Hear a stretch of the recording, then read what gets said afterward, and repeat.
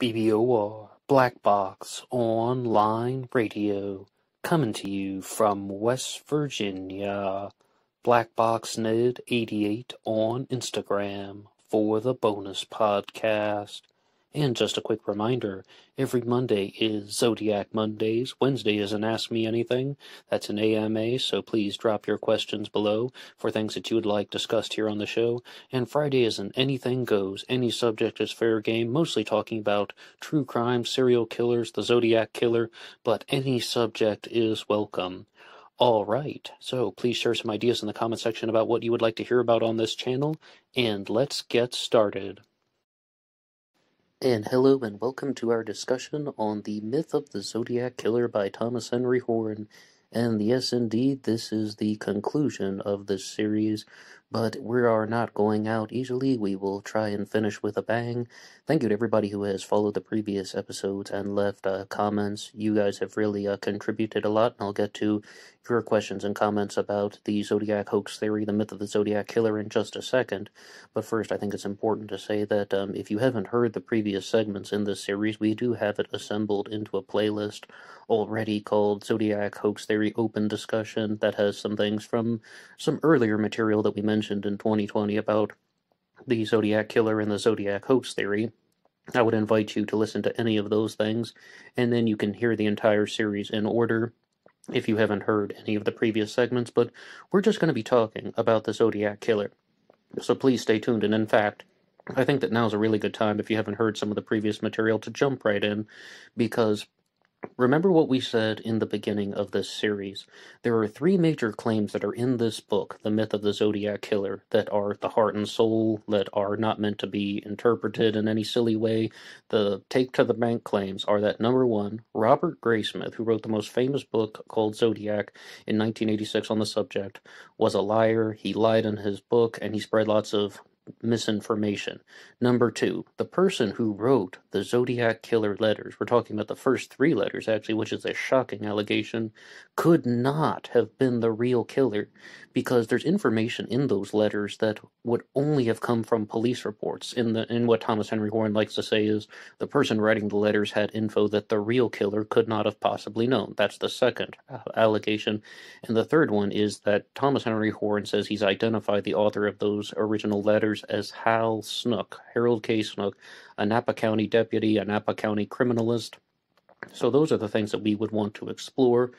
And I think I'll get right to your comments, because I even have some things that I would like to say in somewhat of an introductory way. The first one comes to us from DJ Devon 3, who says, "You mentioned somebody named Keith Power. I don't think you've ever covered him. You mentioned Hal Snook plenty, so I expected him to be your number two. Not someone I've heard of. If you've covered him before, can you provide a link, please?" Well, we've definitely mentioned Keith Power in 2019, because we did a series on the Great Zodiac Killer hoax of 1986, and this is a repackaging of it in the more extended version, although I would invite anybody to check out that 17-part series on the Great Zodiac Killer hoax of 1986, which goes through some of the same material that has been included in this series. But about Keith Power, he was a reporter from the San Francisco Chronicle who may have been an orchestrator of the hoax theory.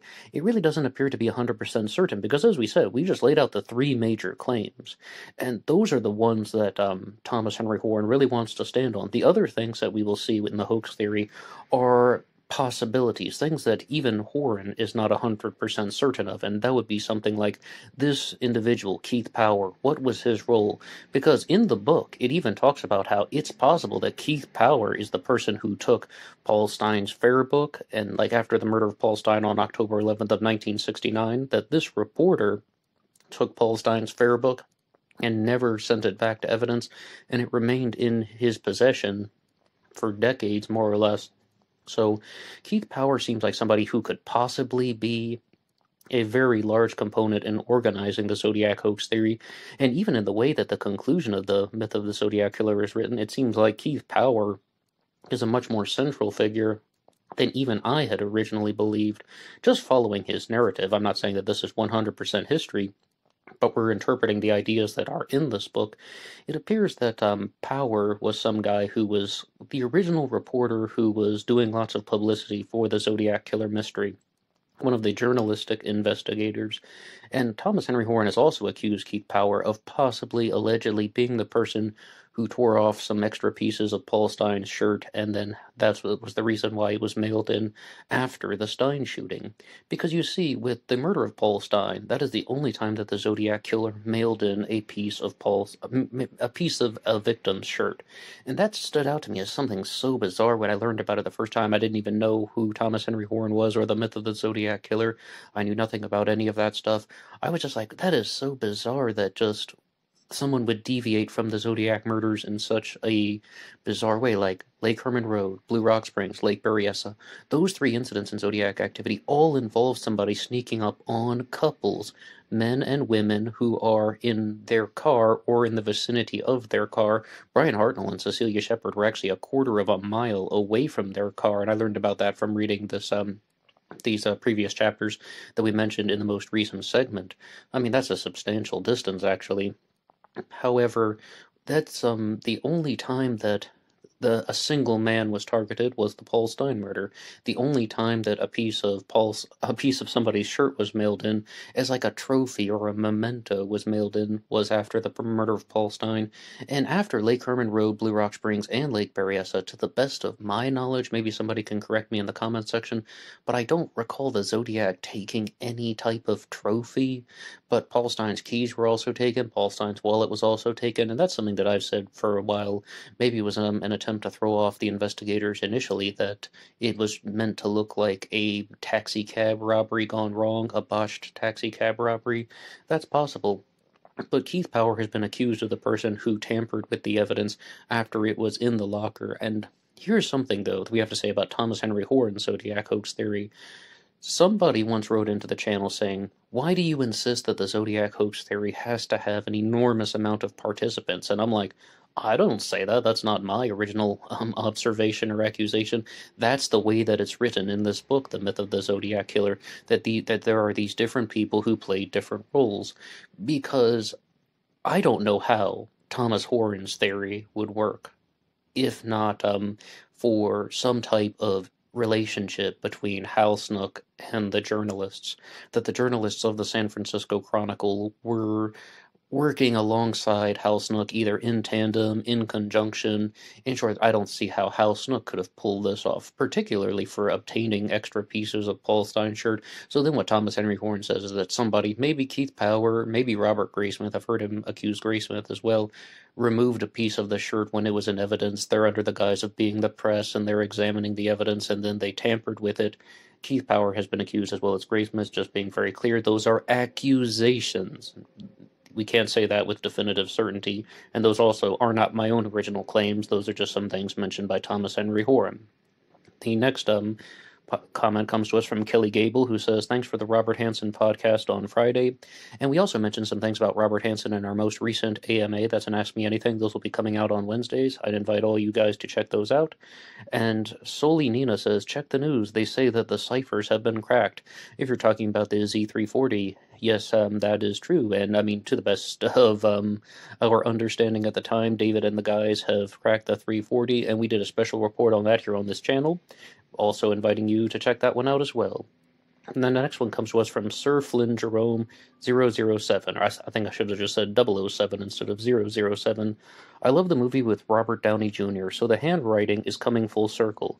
With full insight mentioned by YouTubers, and after a full year of watching vids, Don Chaney is guilty of something. Great cast, BBOR. Hey, thanks a lot, Sir Flynn Jerome 007. Got it right this time. In terms of other people writing the letters, because one thing that is going on in the Zodiac community is that not everyone is in complete agreement that Hal Snook wrote the letters. Thomas Henry Horan seems very confident about this, and I think that this is mostly the result of handwriting analysis, but I would have to make the strong case that I think that Don Chaney has some involvement in this. I mean, absolutely, Don Chaney has things that are involved in the Zodiac Killer mystery. He is heavily mentioned in Robert Graysmith's book, and when it comes to the theory of Don Chaney being the Zodiac Killer, I don't think that I would have gone down that pathway if it hadn't been for the Zodiac handwriting and looking at Don Chaney's handwriting in comparison, and I was like, oh my gosh, wow, like, I mean, that's quite shocking how similar his handwriting was to the Zodiac letters. And Drew Beeson was talking about this on the Zodcast. His book is called Sighting In on the Zodiac Killer, which talks a lot about Don Chaney as a Zodiac suspect.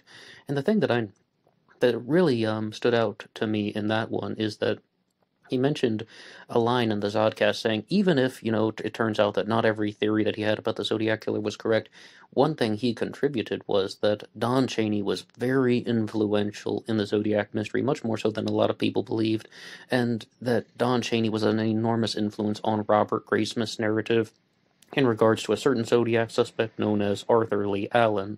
So Chaney is definitely up to something, absolutely guilty of something. If anything, it would be furthering the disinfo that Robert Graysmith put out in his 1986 book, as well as Zodiac Unmasked. We did a book discussion on Zodiac Unmasked here on this channel, and Don Chaney is also just somebody who's providing these weird anecdotes, all these stories, just giving Graysmith everything he wants about Arthur Lee Allen. And was Don Chaney trying to set up Lee Allen as a patsy? I'm not sure. Did Don Chaney have a larger role in writing the Zodiac Killer letters? I mean, I'm not sure 100%, but I definitely am very suspicious of him. And now, perhaps the most important comment of all of them that came from the previous segment, that was from Richard Grinnell, who says, let's approach the debate from a different angle. The Zodiac Killer clearly wanted... Oh, excuse me. Let's approach the debate from a different angle. The Zodiac Killer clearly didn't want to deliberately incriminate himself by leaving fingerprints, and he certainly wasn't going to hand himself in. So what could have been done? He effectively mailed part of the crime scene from Presidio Heights to the Chronicle, argued as an inside job. And when Richard says argued as an inside job, he means in the hoax theory. Somebody was sneaking into the crime scene, or the morgue, or the ambulance. The Zodiac Killer took his writing to the crime scene at Lake Berryessa. That is also argued as an inside job. A hoaxer, a prank, the park ranger, or a policeman. The Zodiac Killer described Betty Lou on her right side, just like Stella Medeiros did in the very narrow window of time around the murders, even though she was discovered face down. Argued as an inside job, and by the police, or reports says that it's a copycat. Richard says he has showed how the 1987 Vallejo Times-Herald envelope exactly mimicked the 13 words and lack of punctuation from the 1969 Vallejo Times-Herald envelope, which was never released publicly prior to October 28th of 1987. The response? It was an inside job. The true reality is that the hoax theory / inside job theory can never be disproved with this way of thinking. The Zodiac could provide information only known to him and the police, and thereby providing that he was the one and only killer. Oh no, inside job. The fact of the matter is that the Zodiac Killer, if indeed one person, could never have done anything to prove that he was the killer of 5, because each and every time it's just rebuffed as an inside job. This is why the Zodiac hoax theory is so impenetrable, because you cannot disprove that the person may have been law enforcement, such as Hal Snook, despite the fact that nothing points to him whatsoever. Prove that I am not the Zodiac Killer writing under a pseudonym. You can't, but it doesn't prove that I am the murderer of 5. Just saying inside job is a parrot response without providing any solid evidence for an inside job or multi-conspirators to the Zodiac crimes is lazy thinking. Some people have provided some good YouTube presentations regarding inside knowledge of the crimes, but most just keep repetitively saying inside job while providing nothing to back up this claim. Therefore, I offer a new theory, that the hoax theory is just a hoax perpetrated by its creator. Okay, and those were the words of Richard Grinnell. Now, in regards to the first thing that you might hear about with the Zodiac hoax theory, I'm sure you've even seen this somewhere on the internet at some point if you followed the Zodiac Killer mystery. The Zodiac hoax theory is often referred to as there was no Zodiac Killer. Thomas Henry Horan even says this on the Stones Unturned podcast. He says there was no Zodiac Killer. If that's your claim, that the Zodiac Killer never existed, then everything Richard said is 100% correct. Because that's not a claim. That's a criticism. That's just somebody criticizing other people's theories to say that there is no Zodiac killer.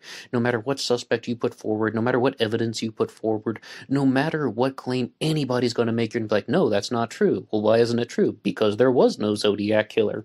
And the whole concept of trying to prove a negative will just go in circles, and then it's always creating that impenetrable barrier around a person's theory, much as Richard laid out there. However, Thomas Horan does something that really has escalated the game, and I wouldn't be talking about the Zodiac hoax theory online if it weren't for this fact that he identified Hal Snook as the person who wrote the letters. He is actually contributing something into his theory, or he's putting something into his theory that isn't just saying there was no Zodiac killer, somebody wrote letters taking credit for murders that he didn't commit. Oh, well, I mean, if that were the case, then, I mean, that's just a different variant of the boogeyman, the dark theory. You're just saying it happened in a different way. But with Hal Snook as a suspect, saying that he's identified the person who wrote the Zodiac letters, or at least 3 of them anyway, and designed the material for the cryptograms, then that is something that we can actually examine. But think about what we just said in regards to handwriting analysis. Obviously, not everybody is in agreement that Hal Snook wrote the letters, otherwise the mystery would have been solved a long time ago, and a lot of people believe that there really is an insufficient case that has been put forward against Hal Snook writing the letters, because, as Richard said, not many things point toward him, and I mean, in regards to this accusation, I mean, I certainly haven't found anything other than handwriting analysis and the interpretations of certain handwriting experts that would indicate that Hal Snook did indeed write the letters. I mean, we're talking about things like fingerprints and palm prints on the letters. That would give us a much better answer. That would give us almost a clearer, definitive answer. Let alone DNA, if there was some type of DNA that was left behind, maybe the perpetrator sneezed when he was writing some of those Zodiac letters. I'm just throwing stuff out there. I didn't mean that in a serious way. But if you look at the way in which the hoax theory is established, Thomas Henry Horan was even talking about this on the Stones Unturned podcast recently, when David did offer that new solution to the 340 cipher that says, that wasn't me on the TV, I'm collecting slaves in paradise, and everybody's like, okay, this is just more of the Zodiac's psychobabble. However, I was even saying Thomas Horan is going to use this to his advantage, because it talks all about slaves in the afterlife, which he claims is from Filipino folklore, and Hal Snook lived in the Philippines for a time when he was stationed there in the military. But he didn't even go down that pathway exactly. Instead, what he was offering was the 340 cipher could have been the ultimate rebuttal to the Zodiac hoax theory.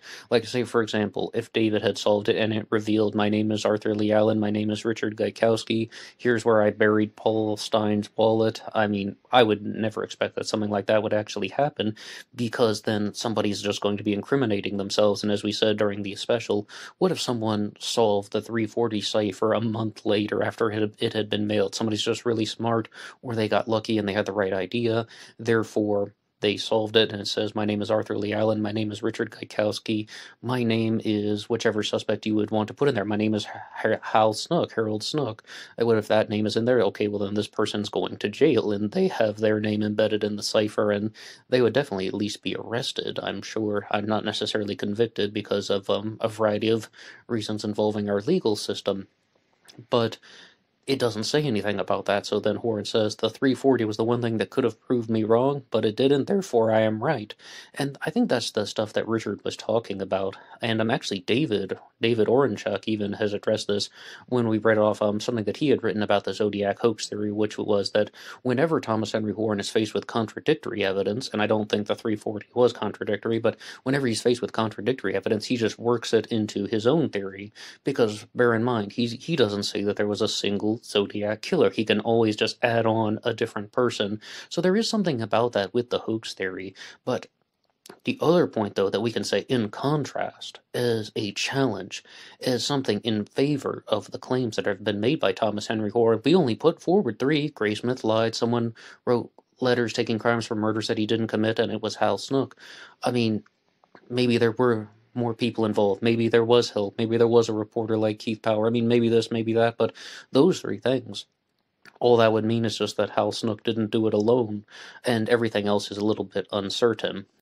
one point where I would like to offer some original criticism in regards to something that I'm genuinely uncertain about ties into the material we mentioned last time about the Lake Berryessa stabbing. And you heard what Richard laid out there about how there are just, there's always this explanation that it could be an inside job, that it could be some type of individual within law enforcement or within the departments just did something malicious in an act to further the Zodiac hoax theory. But I really feel that there are multiple branches of this theory that can't all possibly be true, or if they are, it's happening in a way that is very confusing. In that regards, the Lake Berryessa stabbing on September 27th of 1969, because in the previous segment we mentioned Thomas Henry Horan's theory that it's possible that somebody read the article that had been published August 4th, 1969 in the Vallejo Times-Herald, and they studied that article, which included the Zodiac letter. They published the article on the front page of the paper with the Zodiac letter also on the front page to see if anybody could recognize the handwriting or recognize the symbol. In short, they were publishing it and putting it out to the general public to see if someone would be able to connect the dots and such. But if that's the case, that somebody read that article, they studied it, and they learned about the Zodiac symbol, they practiced their handwriting, and then they went to Lake Berryessa and they committed a crime under the guise of the Zodiac killer. They committed a copycat murder and simply took credit for it. Then how does that fit in with the Zodiac hoax theory? Because in the earlier parts of this book, Thomas Henry Horan identified his suspect in the stabbing at Lake Berryessa as Dennis Land, who was not only the park ranger at Lake Berryessa, but also an associate of Hal Snook, his suspect for writing the Zodiac letters. So which one is it? I mean, Dennis Land and Hal Snook were apparently very well acquainted. They met at Napa Valley Junior College when Dennis Land was getting his associate's degree, and Hal Snook was his teacher. And then Hal Snook also ran the sporting goods store for a short time in Napa County that Dennis Land would frequent. It's possible that they were even hunting buddies. So which one is it? Is this some guy just reading a newspaper article and learning about the Zodiac Killer mystery, practicing his handwriting, adopting the symbol, putting it on the hooded costume? Is it that type of copycat? Or was this the associate of Hal Snook who was put into play? Because I don't think that those two ideas are one and the same, and that's a real issue that we have with this book. It's a real area of criticism that I think needs to be reinforced and reemphasized, is that all of the theories in this book are blended together. And it took a long time before I could truly isolate those three major claims that we talked about. Gray Smith lied, a different person wrote the letters than was the murderer, and the person writing the letters that was Hal Snook. It took a while after going through these things because you never quite know what is theoretical and what is meant to be taken as a genuine historical fact. And I think we've identified many things throughout this book discussion that would show about how many of the claims in the book are meant to be maybes, possibilities, they're theoretical claims. But in regards to the Lake Berryessa stabbing, I feel that it's saying both things at once. It's putting two possibilities on the table at once and acting like they're both part of the same theory, but I don't believe that they are. I mean, was it a copycat who learned about it from the newspapers and then created this Zodiac costume so that he could commit a murder and get away with it? Or was it somebody who was instructed to do this because of Hal Snook's direction? Or even if he didn't do it because of Hal Snook's direction, he had insider knowledge to the crimes, like, not learning about it from the paper, not practicing the handwriting that had been published in the Vallejo Times-Herald, but simply because he knew Hal Snook, maybe he knew what was going on, and then he put this crime into action for his own benefit. So I really feel that with the Zodiac hoax theory, you often have claims that have been made sort of at the same time. They're overlapping, or they appear to be coinciding when they shouldn't be. And well, which one is it? I mean, which person committed the crime and which person did not? And in all seriousness, if we said those three major claims at the beginning, that would mean that not even Thomas Henry Horan has certainty about who committed all of the murders, because his major claim is just that Hal Snook wrote the letters and that Gray Smith lied. So that would mean that I guess trying to say that a big reason that he theorizes why Graysmith would have lied is because he would have had insider knowledge to all of these things as they were going on. But if we're going to get to the conclusion of this book discussion, it's very important to know that Horan has also said that he believes Graysmith knows all about the hoax theory, that Graysmith was aware of it. Either Graysmith was an active participant and knew what was going on from the beginning, or throughout his reading of the case files in between 1972 and 1981, he learned that these were a series of murders that were not committed by any single individual, but they were rather committed by different people, and one person wrote letters taking credit for it. That Graysmith would have learned about that, and that either his book wouldn't sell that way because he thought it would be more profitable to talk about a Zodiac killer as a single person, or the publishers might not even have wanted to entertain the idea of the Great Zodiac Killer hoax, the myth of the Zodiac Killer in 1981 or 1986. I mean, these are just, the ideas that have been put on the table as maybes, possibilities, being clear about that. And it's also something that Horan has said as well, that if Graysmith actually did tell the complete truth, he may have revealed something that he shouldn't and could have possibly broken the law in some way. I mean, I'm not really... That's actually a good question that I would even want to look up in the future in regards to the Freedom of Information Act and how all of this came out. But we can definitely say that the Zodiac case file did not come out. It wasn't released until much, much later than 1986, and this reinforces the statement about how Graysmith was expecting that the Zodiac Killer case file would never have been available to the general public. And I would like to continue this discussion with you guys very soon, so we will be right back after this short break. Bum ba bum bum bum ba bum bum bum ba bum bum bum. At this time, I would like to talk about some of the ways in which you can help Black Box Online Radio. This channel relies on your support, and the best way you can help out is just by listening to some more content. If you like what you hear, you can hit that like button, subscribe, and share with your friends on social media. But I should also say that Black Box Online Radio now has a Teespring page, and there will be some links in the description box. Please feel free to check out some of the merchandise that is available. Almost all sizes and colors are listed. So, you can also help out by going over to the Zodiac Killer channel and watching the documentary series Obsession into Darkness, parts 1, 2, and 3. I was one of the contributors for that, and you can see some other great Zodiac content on the Zodiac Killer channel. And yes, there will be a part 4 of Obsession into Darkness at some point in the future. And for now, let's get back to the show. And hello and welcome back.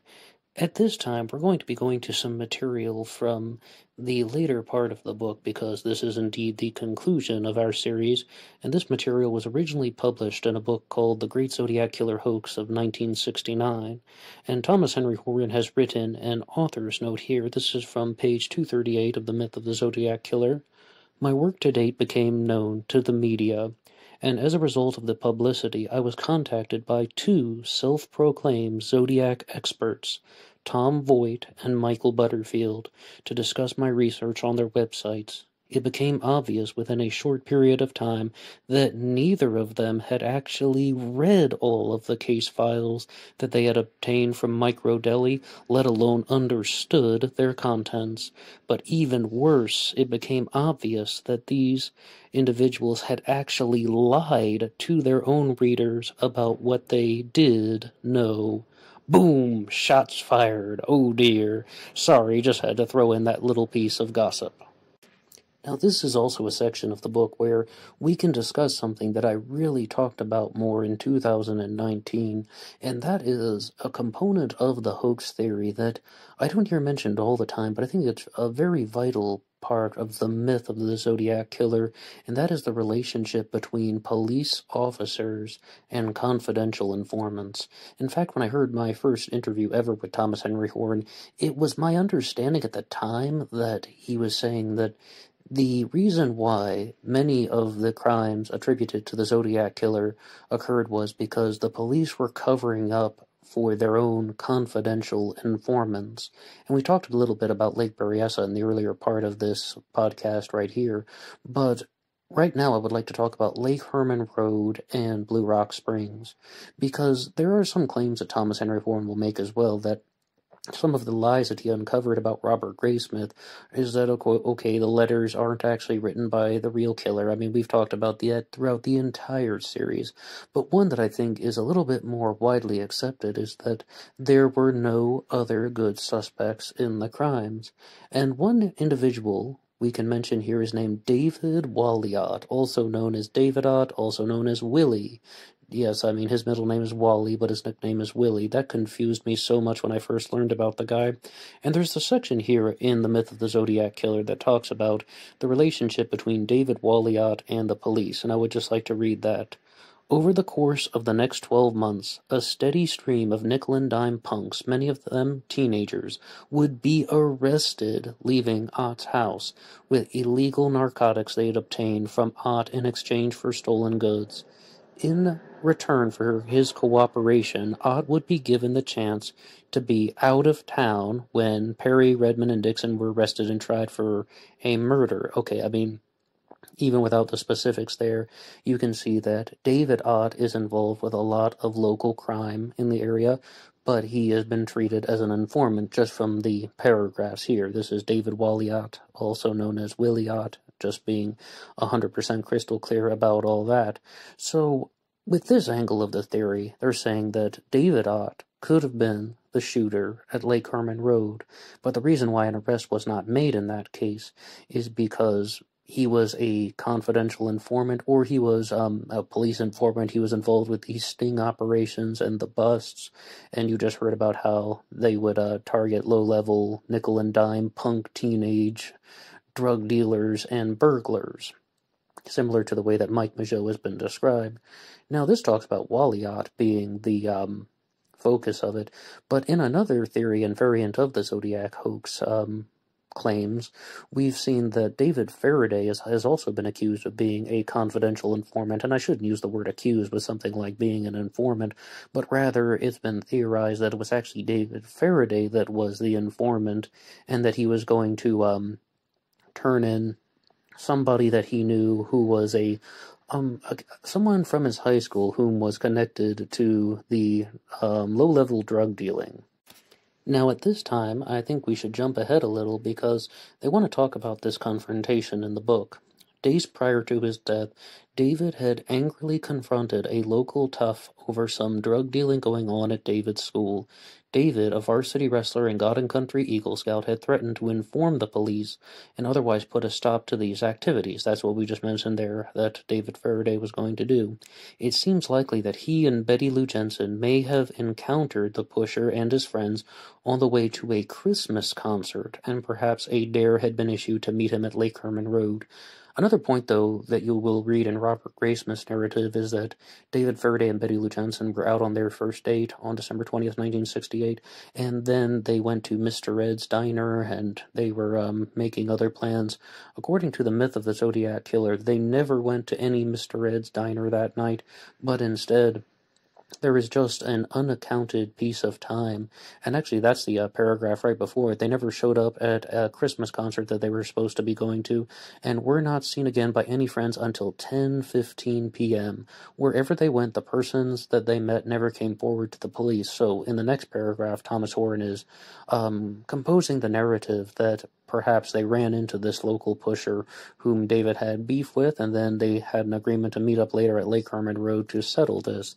I have to give a shout out to YouTube user Chevy Cat Black, classic Chevy Cat Black, who said something to the effect of, she didn't believe that this is the course of events for a very particular reason. Okay, David Faraday wants to have a confrontation with this local pusher, and I don't believe that his name has been made available in the police reports, but why would he bring Betty Lou Jensen to that? If he is indeed on a date with this girl, does he want to look tough in front of her? Or, I mean, is she just like trying to talk him out of it and she's just refusing to leave his side? What on earth would Betty Lou be doing there, I mean, at this confrontation? And why would David, this guy who's trying to do the right thing, put Betty Lou Jensen in danger? Classic Chevy Cat Black really disputed that, and I think it's a good observation. What she proposed as an alternative was perhaps that they entered the Lake Herman Road parking lot because they simply wanted to have a conversation, and he wanted to talk to her about, things in regards to their own personal relationship. Maybe not going there for physical intimacy and privacy, but rather just to be discussing something like asking her to be his steady girlfriend or something like that. But I think it's very important to have these conversations about being an informant and confidential informants, whether it's David Walliot or whether it's David Faraday. I mean, this is something that I think Thomas Henry Horan was definitely talking about more in the past, because in the early part of this episode, we even mentioned about how there will be these different arms of the Zodiac Killer hoax theory. It will go in different directions, and because he's saying that there wasn't a single Zodiac perpetrator, he can always add on a different person and say that this other person was serving this role in the case. Now, if we move on to a different segment in the book, leaving Lake Carmen Road with the murders of David Faraday and Betty Lou Jensen and going to Blue Rock Springs on the 4th of July, 1969, you are going to be hearing from an individual named Richard Hoffman in this, and Richard Hoffman is going to be talking to some other police officers, and they're simply going to be asking the question, and this is the voice of Richard Hoffman here, who says, "What are you doing here? You're not supposed to be seen with uniforms." That's a quotation here in this book. Does that mean that Richard Hoffman was indeed involved with a sting operation and we're dealing with informants again? "I heard the call," said the responding officer, Conway. "On what radio?" Conway thought. He said, "Uh-huh. And you know how much shit the department will be drowning in if two of your informants just got themselves all shot up on your watch." The ambulance driver honked, and Hoffman hopped in the back, loud enough for Mike and Darlene to hear, and he said to Conway, "I never saw these two before in my life." Does that sound suspicious? And in further info, we should say, 2 days after the Blue Rock Springs shooting, and really it's a day and a half because this would have come out in the morning of July 6th, 1969, there was an article that was written by an individual named Keith Power about the shooting of Mike Mageau and Darlene Ferrin, and this was published in not only the San Francisco Chronicle, but also in the San Francisco Examiner, and it reads, "Woman slain, friend is shot. A young woman was shot to death and her young male companion was wounded by a mysterious gunman early yesterday, moments after they pulled their dark car into Blue Rock Springs Park. Darlene Elizabeth Ferrin, age 22, was wounded 3 times. She died en route to the hospital.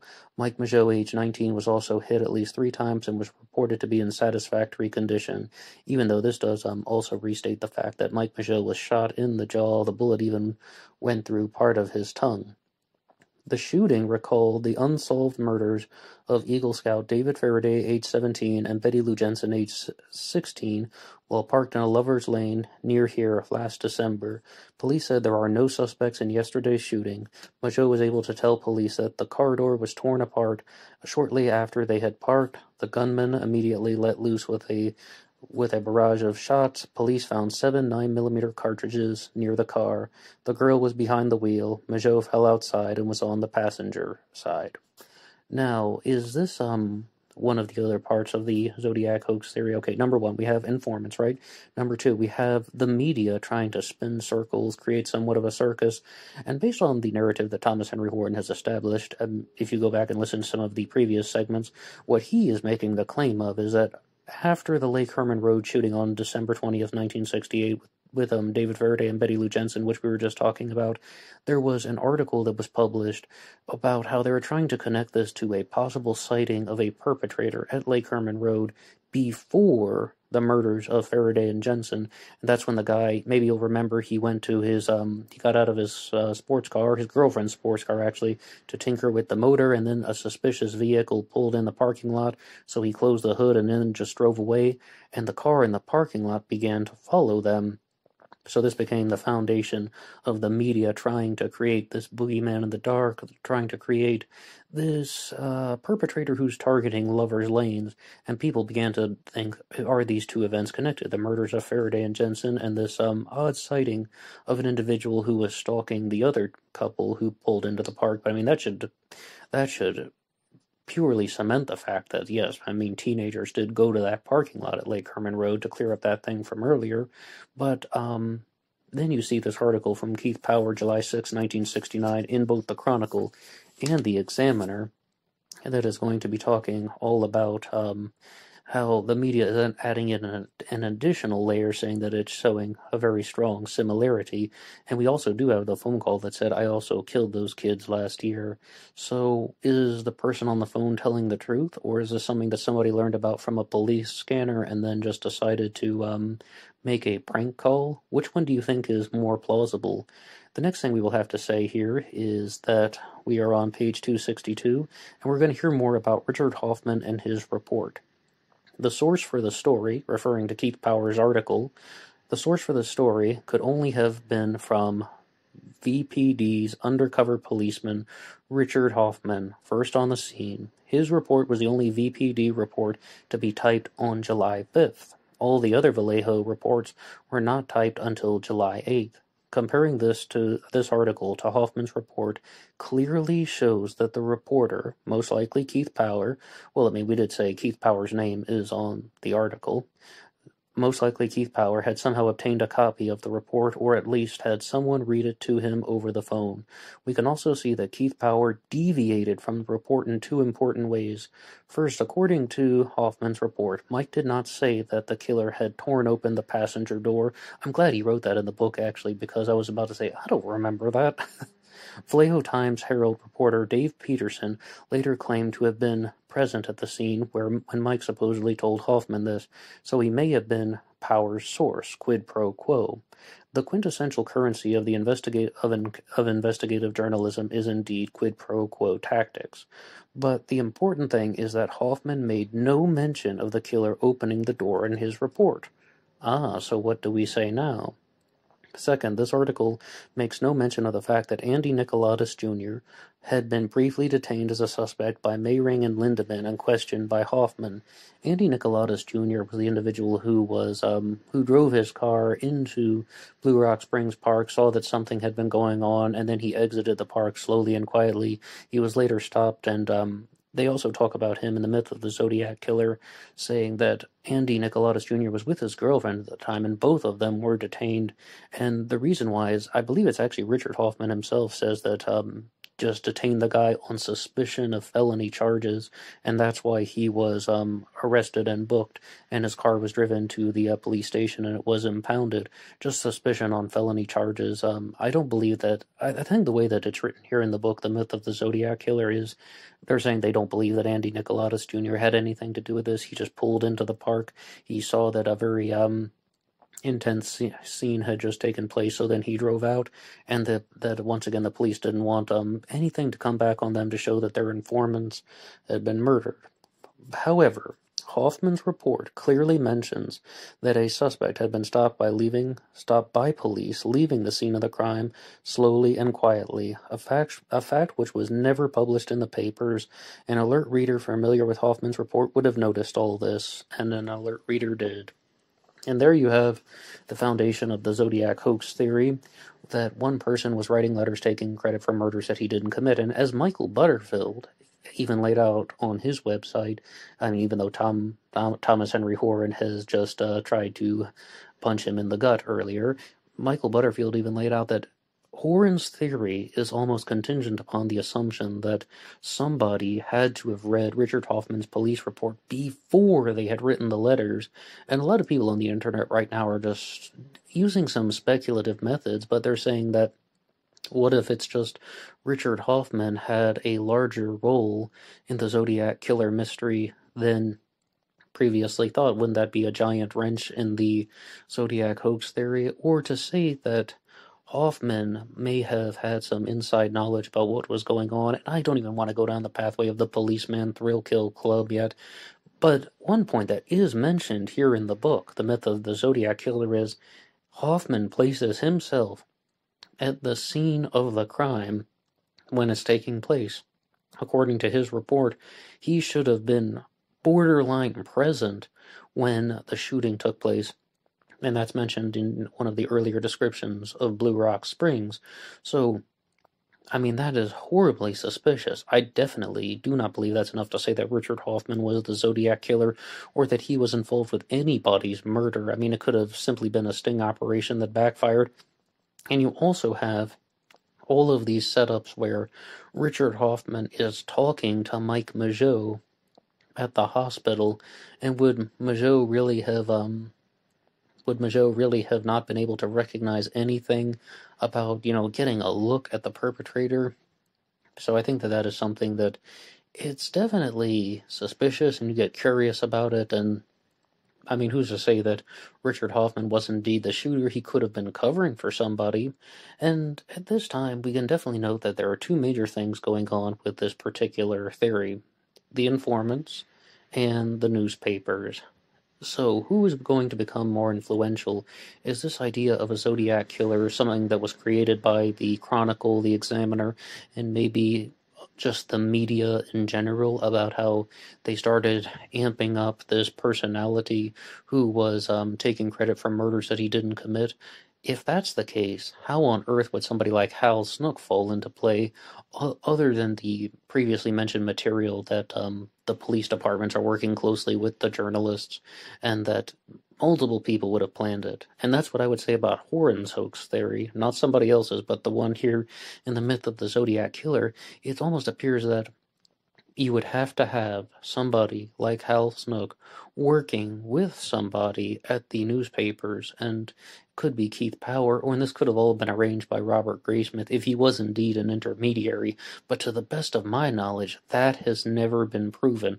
I've also said frequently throughout this book discussion, I haven't seen a single ounce of evidence that would suggest that Robert Graysmith was indeed an active participant in any of the murders, as well as, looking at other reporters, for example, Paul Avery, I haven't seen anything that would suggest that he was an active participant in the hoax, as well as Keith Power. I mean, okay, some people are doing some suspicious things, and who's to say that journalists are simply not going after a story, or they're not trying to write something that is going to get their names published, more or less, or they're not trying to launch their own careers. They're not trying to become more influential in their own right. So I'm not completely convinced of any of those things.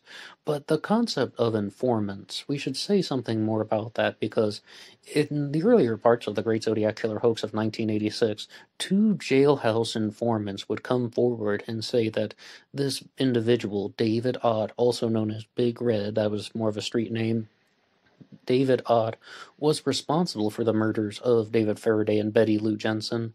And I mean, why wasn't Ott arrested if he was indeed the murderer? Well, perhaps he was an informant, or Faraday was an informant, and the police did stuff to cover their tracks. Is that real history?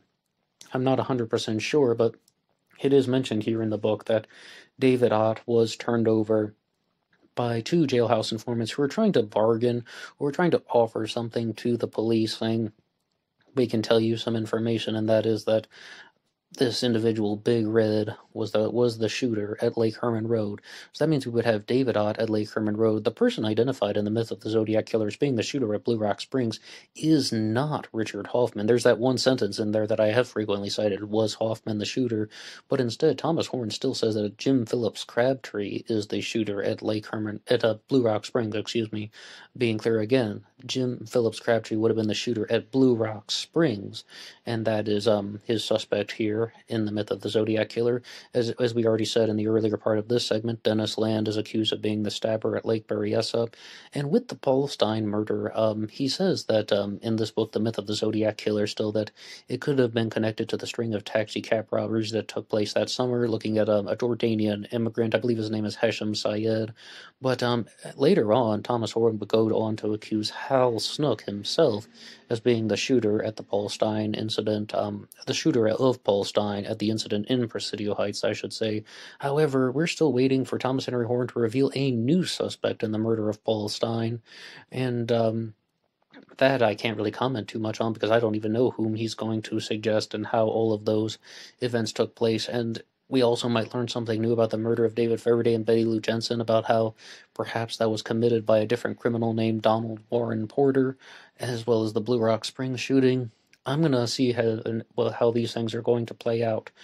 But the issue, though, that a lot of people simply have is that they can account for all of these incidents being committed by a single perpetrator. they can put forward a narrative that you simply have somebody who wanted to commit a series of murders at odd times, like not on very specific days to the calendar year. I mean, December 20th, July 4th, September 27th, October 11th, and if you entertain the murder of Sherry Jo Bates as being genuine Zodiac activity, October 30th of 1966. You have someone who is just being very methodical, very calculating, who is taunting the police, getting off more on writing the letters as opposed to actually committing the crimes, because like it's the letters and the cryptograms that is really what is fueling this person's desire to make himself feel like he has outsmarted all of humanity, more or less, and perhaps definitely viewing this as his criminal masterpiece, his biggest piece of accomplishment in life was creating this. And the psychological profile of the Zodiac Killer follows a single perpetrator narrative, saying that you have someone who is most likely a married man who is working a job, most thereabouts 9 to 5, and that he only has free time on weekends, evenings, and holidays. That's why these crimes are committed either on a weekend or on a holiday or at night. And then that was the only time that he could get away from his normal day-to-day life in any convincing fashion. And in regards to the idea that the police did not make more arrests in these murders because they were covering up for confidential informants, I think that would mostly apply to Lake Herman Road and Blue Rock Springs. Once you have Lake Berryessa, I don't understand how that would fit into place, as well as the Paulstein murder in Presidio Heights, or maybe that isn't one where it's more difficult to identify a genuine suspect, but we will learn more about that in the near future. So, I've always stood by the claim that after the summer of 1969, after July 4th of 1969, the Zodiac hoax really took on a life of its own, and somebody committed a murder with the Zodiac symbol, both on their clothing and on the car door at Lake Berryessa, so there was definitely a Zodiac killer in that respect, as well as if you have Hal Snook, Horan suspect for writing the letters Murder Paul Stein. If that indeed happened, well then there's also a Zodiac killer in that respect.